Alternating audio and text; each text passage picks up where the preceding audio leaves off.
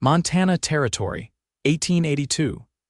The scream was swallowed by wind and steam as the train thundered west across the prairie, but the thud of a body hitting gravel rang out clear in the cold morning air. Barrett Jackson reined in his mare at the top of the ridge, squinting down at the tracks that cut through the land like a scar. His cattle had scattered toward the east, spooked off by the passing locomotive minutes before. He had been about to turn back when he caught movement near the rails. Someone was lying still just beyond the embankment. He dismounted fast, boots crunching over frosted sage. As he got closer, he saw the torn hem of a skirt, a pale arm twisted awkwardly, blood where it should not be. She was breathing, but barely. "Miss," he said, dropping to his knees beside her. "Can you hear me?" Her eyes fluttered open, glassy with pain. Her lip was split and her hair was matted with dirt and blood. She looked like she had been thrown from hell, not just a train. "Help," she whispered. "I got you," Barrett said, already shrugging out of his coat. He wrapped it around her carefully, trying not to jostle what might be broken. "You are safe now." She passed out before he could say more. Her name was Mariah Sutton. He learned that 2 days later, when she finally woke in the spare room of his cabin, wrapped in quilts and the quiet smells of pine and wood smoke, Barrett had carried her over 6 miles on horseback, careful as he could, his arms braced around her bruised body. He had cleaned the cuts on her face, wrapped her ankle where it had twisted, spoon-fed her stew when she could barely lift her head. She had not said much at first, just her name and that she had been on the train to Helena. After that, she went quiet again. Barrett did not push. He had his own share of silence. 3 days after the fall, she sat up for the first time, her cheeks flushed with effort. "You carried me here?" she asked. Barrett nodded, brushing sawdust off his hands from chopping wood outside. "You were in bad shape." "Why?" He looked at her. "Why did I help? Why would someone throw me from a train?" He leaned against the door frame, arms crossed. "That part I do not know." Mariah looked down at her hands, her fingers wrapped around a chipped mug of willow bark tea. "I remember a man. He took my bag. Said I was too nosy for my own good."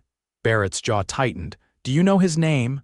"No," she shook her head slowly, "but I know his face.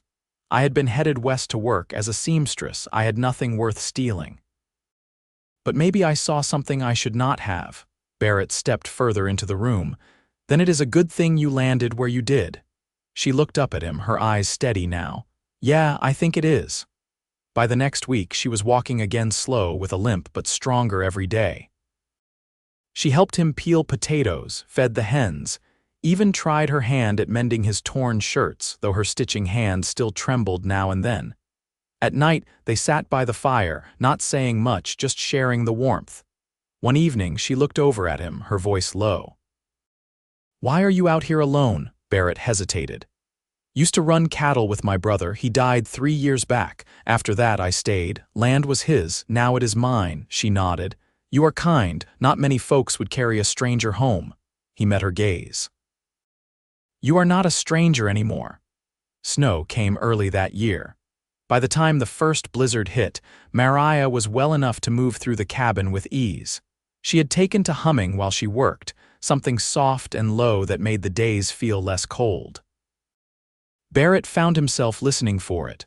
One morning, he stepped inside with a fresh load of firewood and saw her sitting at the table, her hair braided down her back, her cheeks pink from the firelight.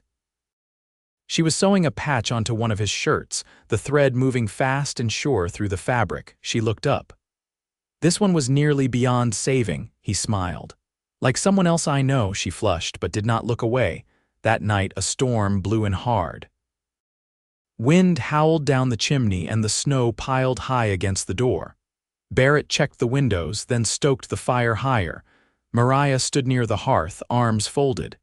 "You think it will last? Could be days," he said, glancing out into the white. "You warm enough? I am fine." He moved closer, noticing the way her eyes followed him. "You sure you are shaking?" "Maybe a little." He reached for the spare blanket and draped it over her shoulders. She looked up at him, her eyes soft. "Barrett?" "Yeah," her voice caught a little. "Thank you for everything." He touched her cheek just once. You do not have to thank me, I am glad you are here. She leaned into his palm. So am I. That night the fire burned low, but neither of them moved away from it. Barrett sat beside her on the floor, their shoulders touching. Mariah looked at him, her voice quiet. You think I should go looking for that man? The one who threw me off the train? Barrett studied her face. Do you want revenge or answers? She hesitated. I do not know, he nodded. Then stay. Rest, heal. Let the world wait, she smiled, small but real. You are easy to listen to, you know that? You are the first person to say so. She laughed, and the sound filled the cabin like sunlight. The snow did not let up for 3 more days. By the time the skies cleared, Mariah was no longer just a guest. She moved through the cabin like she belonged there because she did. Barrett caught himself watching her often. The way she tucked her hair behind her ear when she was reading. The way she bit her lip when she was thinking. The way she looked at him like she saw everything and liked what she saw, and when she caught him watching, she did not look away. Neither of them said the words out loud, not yet, but they were there, under the surface, steady as the fire in the hearth. Love was not a sudden thing. It was in the way he reached for her hand without thinking. In the way she touched his arm when she passed him. In the silences that held no weight between them. They had both been thrown from something, her from a train, him from the life he once had. Now, they were building something new. Together, Barrett stepped down from the porch, the morning's frost still clinging to the grass in silver threads. His breath curled in front of him as he crossed to the shed, the door creaking under his hand. Mariah had asked for more fabric, something sturdy enough to rework the torn hem of her wool skirt, and he remembered a box of old bolts stored behind his father's saddle rack. Inside, dust hung thick in the air. He moved tools aside, shifting a stack of bent iron and baling twine before finding the wood crate pushed beneath the bottom shelf. He pried it open and ran his hand over the folded cloth canvas, muslin, a few faded prints. He pulled out 2 lengths and brought them inside. Mariah stood at the table, tying her hair back with a strip of ribbon she had cut from the lining of her coat. She looked up, her hands stilling. Where'd you find those? Back of the shed, Barrett said, setting them down. Might not be pretty, but they'll hold through winter.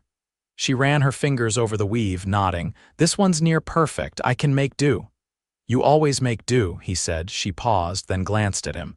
You ever think about leaving? He leaned his hip against the doorframe. Used to.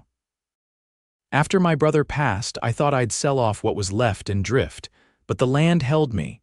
Guess I needed the work. Mariah folded the fabric, her motions careful.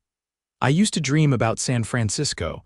My aunt sent letters from there, said the streets smelled of coffee and seawater. I wanted to see that, you still could. I'm not so sure I want to anymore. Barrett didn't speak. He didn't need to. Later that afternoon, while she laid out the cloth and measured it using a length of twine, Barrett saddled his gelding and rode north with a coil of barbed wire tied behind his saddle. A section of fencing had collapsed near the ravine, and he meant to get it upright before the elk started scenting his stores. The sun hung low when he returned, and he found Mariah on her knees in the garden bed, her hands covered in thawed dirt. You planting something? She sat back on her heels. Not yet, just digging out the roots. I figured if I cleared the space now, it'd be ready come spring. Barrett held out a hand and she took it without hesitation. He pulled her to her feet, brushing soil from her sleeve. You plan on still being here by then? He asked. She didn't look away. I do. That night, she lit a stub of candle and brought out a tin box she'd kept tucked beneath her cot.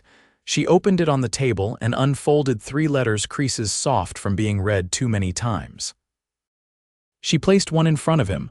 This was from my sister. She died last year, consumption. Her voice was steady, but her fingers trembled slightly as she tapped the paper. We were all each other had. After she passed, I thought I'd start over. That's what I was doing on that train. Barrett read the letter without speaking. When he finished, he folded it neatly and passed it back. I'm sorry, he said. She always said I was the brave one. I never felt it. You climbed out of a grave and stitched your own bones back together, he said. That's more than brave. Mariah blinked, then looked down at her hands. The wind outside rose, branches scraping softly against the eaves. Barrett added another log to the hearth, the flames catching fast. She stood, walked to the window, and looked out. "You think you'll ever remarry?" she asked, her tone quiet. He didn't answer right away. "I never thought I would. But I didn't think I'd find someone like you out here either."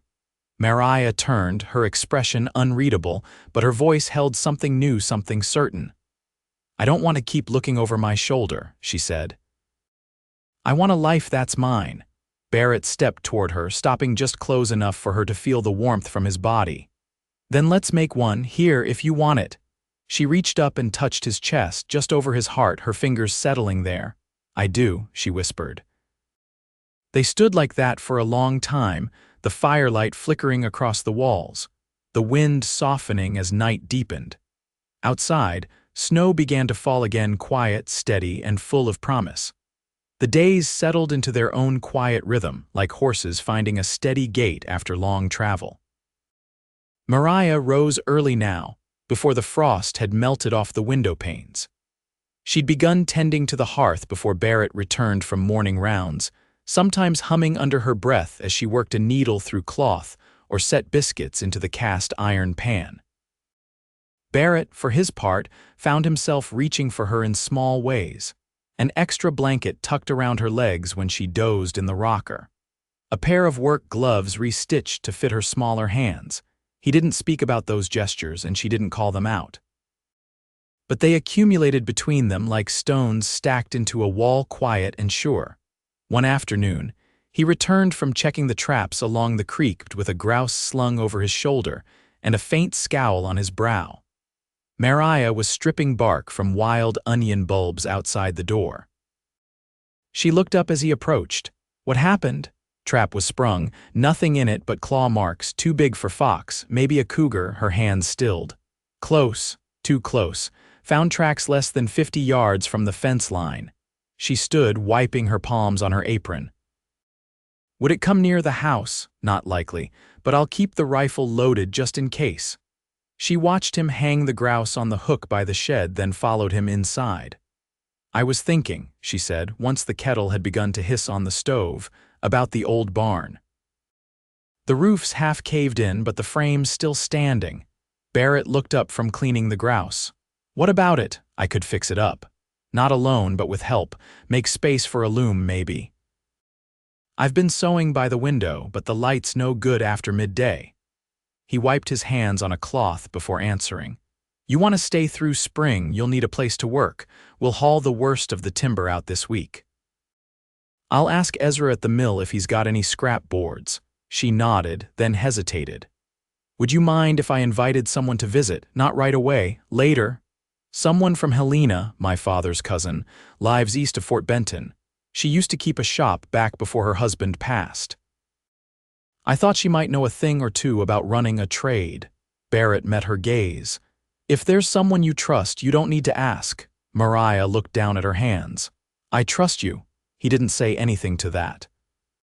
Just reached out and brushed a loose thread off her sleeve, his touch lingering a little longer than needed. The next few days were given over to clearing the barn. They worked side by side, dragging out rotted beams and shoveling hay so old it crumbled into dust. Mariah wore a scarf across her mouth to keep from breathing in the mold, and Barrett stripped down to his shirt sleeves when the sun warmed the slope behind the cabin. On the third day, they uncovered a rusted wheelbarrow buried beneath collapsed boards. Mariah tilted her head at it. "Think it'll hold?" Barrett kicked the wheel. "Not without a new axle. I'll make a list," she said. "Of what we need. I'll draw up a sketch too." He glanced at her, surprised. "You draw. My sister and I used to design our own dress patterns." I kept the habit. She didn't say more, and he didn't press. But that evening, he found a folded paper on the table beside the lamp. On it was a rough outline of the barn's interior, marked with measurements and notes in tight, slanted script. She'd planned shelving, a cutting table, even a cot in the corner for resting during long days. He traced one edge with his thumb. When she came in from washing up, he held it out. "This is good work." I've had time to think, she said, standing close enough that he could smell the rosemary she used to rinse her hair. Every day since I woke up here, I've thought about what I'd do if I stayed, not just this week or this winter. All of it? Barrett looked at her fully then, not just her face, but the way she stood steady, unflinching. You're not afraid anymore, he said. I'm still afraid, she corrected. But I'm not running. His fingers brushed hers as he set the drawing back on the table. Her hand turned, palm up, and he took it. Then we build, he said. Whatever you want. A long silence stretched between them, not heavy, not waiting. If I stay, she said, voice low, I don't want to be just a guest in your home. I want to belong here. With you, Barrett stepped closer, his hand rising to the side of her face. His thumb traced the edge of her jaw, rough and gentle all at once. Then stay, he said. Not out of gratitude, not because it's easy. Stay because it's yours, same as mine. I will, she whispered. He leaned in, and their foreheads touched, quiet and sure. The wind outside shook loose the last of the snow from the pines, and the fire inside burned slow and steady through the night. By mid-February, the thaw had begun in earnest. Not enough to green the grass yet, but the wind carried the scent of wet earth, and the creek behind the barn had started to run again, its trickle louder with each passing day. Barrett cleared the last of the splintered rafters from the barn roof while Mariah stood below with a hammer and a length of new pine. Her measurements had held true. The frame was sound and her design left nothing to chance. Pass me the brace, he called down. She handed it up without looking. You think we could add a window on the east wall? The light's better mornings. Barrett wedged the board into place, driving the nail in with short, clean strikes. Might have to trade for glass. We could use oiled paper until then. He looked down and nodded. That'd work. They broke for supper just as the clouds rolled in low and gray. Inside, the cabin smelled of roasted parsnips and salt pork. Mariah set 2 plates on the table, then hesitated, looking toward the hearth. I've been thinking, she said. About the man who took my bag. Barrett didn't speak, just waited. I remember something else now. His coat had a patch on the sleeve, not military, looked like a freight company. Barrett set his fork down. You sure? It wasn't clear at first, but I see it now. 2 crossed arrows over a wagon wheel. That's Kavanaugh Freight. They run the line between Helena and the mines near Butte. He leaned back in his chair, brow furrowed. They've had trouble before, broken contracts, missing goods. Mariah folded her hands in her lap. Do you think he worked for them? Maybe, or maybe he stole the coat. He paused. You mean to go after this? She looked at him, steady. I mean to know who he was, not for vengeance, but I won't live with his shadow hanging over me. Barrett nodded once.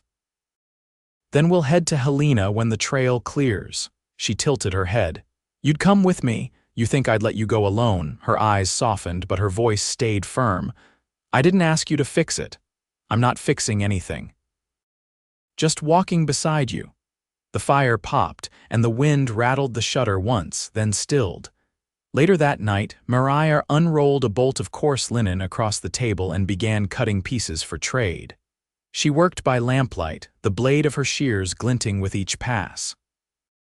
Barrett sat a few feet away, carving notches into a length of ashwood for fence repair. She paused.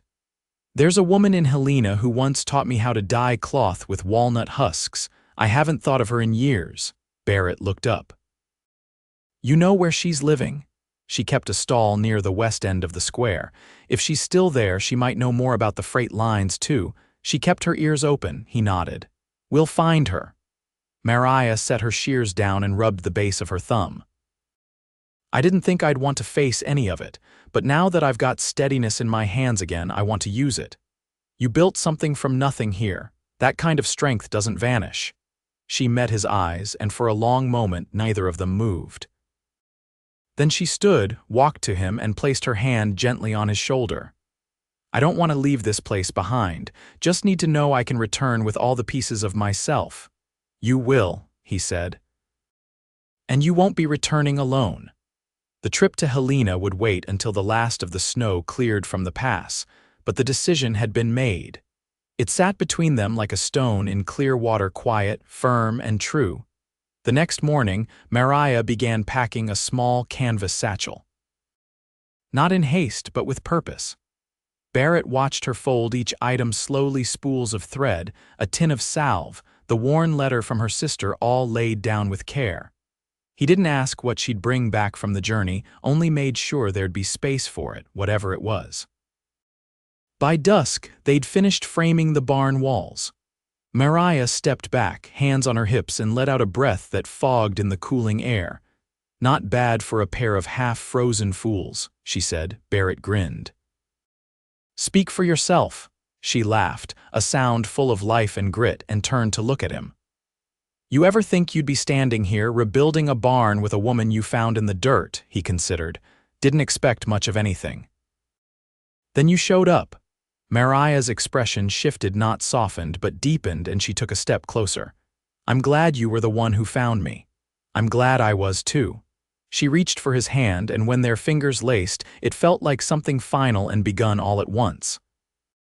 The barn stood half-finished behind them, the roof open to the stars. But the shape of it was there, and the work ahead had a name. So did the life they were building. The trail eastward had softened with the spring thaw, but it still groaned beneath the wagon wheels. Barrett held the reins steady as they followed the river's bend, the canvas cover above them stitched tight by Mariah's hands just days before. A crate of her finished linens sat behind the bench, strapped down beside a sack of oats and a tin kettle. She sat beside him, wrapped in his old hunting coat, her eyes scanning the trail ahead with quiet focus. They'd been on the road 3 days. The nights were cold but bearable, and the days passed in a hush broken only by the creak of the axles and the murmur of the river nearby. Mariah broke the silence first. "I keep thinking about the man I used to be engaged to." Barrett didn't turn to look at her. He kept his eyes ahead, letting her speak the thought clean out. "He left after my sister fell ill. Said he couldn't build a life with someone tied to dying things." Barrett's hands tightened around the reins, but his voice stayed even. "You didn't deserve that, no. But I believed I did for a long while." They rode on for a stretch before she added, "You've never asked me about him. You haven't needed me to." She turned her head slightly, watching him. "What made you different, Barrett?" He glanced at her now. "I didn't want you to become someone else to be loved. I just wanted to see who you already were." She looked away, but her hand slid across the bench and settled over his. By the time they reached the edge of Helena, the sun sat low and heavy behind the mountains. They stabled the horses at a livery near the southern road and followed the main street on foot, boots crunching against the gravel where snow had receded. The dye seller's stall was no longer in the square. Mariah asked 2 vendors before they found the woman in a back alley storefront, hunched behind bolts of indigo and walnut-dyed muslin. She was older than Mariah remembered, her back bent and her voice thinner, but her eyes still sharp. "You're a Mellines girl," she said, peering up through her spectacles. "You had quicker fingers than most. What brings you back?" Mariah stepped forward. "A man on the westbound train. He wore a coat with your cousin's freight patch. I think he robbed me. Might have pushed me off." The woman blinked, then reached under her table and pulled out a ledger. "Kavanaugh's men ran out of here 2 years back. Took on a new foreman last fall. Connolly, mean son of a snake, lost 3 shipments since winter." Barrett leaned forward. "Would he remember her? Maybe, but he won't talk unless you've got leverage." "I've got my name," Mariah said, "and enough fight left to use it." The woman scribbled an address on a scrap of paper. "He drinks at the Brassworks Tavern. Don't go alone." They waited until dusk. The tavern was half full, smoke thick in the rafters, the clink of mugs ringing sharp against the hush of low conversation. Barrett stood by the door, arms folded, while Mariah crossed the room to the man hunched over a glass of rye. He didn't recognize her at first. But when she said his name, his eyes narrowed and the glass stopped halfway to his lips. "You," he said. "You took something from me," she said. "My bag, my coin, and weeks of my life." He tried to wave her off. "You shouldn't have been poking through the manifests. You saw names you weren't meant to see." Mariah's voice didn't waver. "You pushed me from that train." He looked around the room, then leaned in. "You're still breathing, ain't you?" She took a slow step closer. "And you're still thieving." "But I'm not the same woman you left in the dirt," he scoffed. "What, you want an apology? I want your name tied to what you did." Barrett stepped forward then, setting a folded paper down on the table. "That's a sworn account from the dye seller." "She's willing to testify." Connolly blanched, eyes flicking from Barrett's face to Mariah's. "You drag me to court over a satchel?" "No," Mariah said. "Over what you thought I was worth." He stood, but Barrett was already between them. That night, they gave the account to the sheriff, who agreed to open an inquiry. The man wouldn't see the inside of a cell for weeks, maybe more, but his power had cracked.